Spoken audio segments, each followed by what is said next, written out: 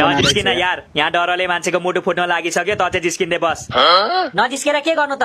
कतिखेर चुडेल्नी आउँछ र तर्साउँछ भनेर पर्खी बस्नु? बात तो सही है। ओइ, तेरो मोजा सुँगाएर यसलाई बेहोस पार्दे त। के बोले भाइ? बेहोस भएपछि यसलाई यहीँ छोडेर जानुपर्छ। यो आफ्नै मोजा सुँगेर त बेहोस हुँदैन, झन् मेरोले के बेहोस होला? अनि त एउटै मोजा 10 दिन लाउँछ छैन र?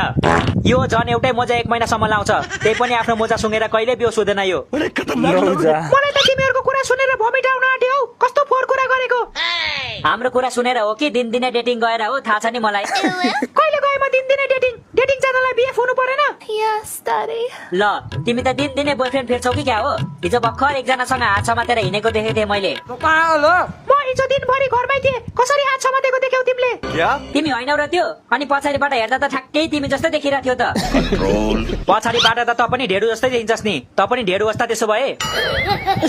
मेरो कुरा नगर साले, आफ्नो कुरा गर। त झन् लङ्गुर जस्तो देखिन्छस्, पछाडिबाट पनि अगाडिबाट पनि।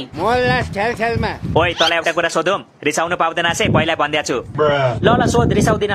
लङ्गुरले अंगुर खान्छ हो? नरिस है, तैँले रिसाउँदिन भनेको छस् नि फेरि। अब नडरा न केटा हो, बिरालो हो के? यो बिरालोले पनि भूतको फिल्म हेर्छ कि क्या हो? फिल्ममा जस्तै कराउँछ त डाम्ना।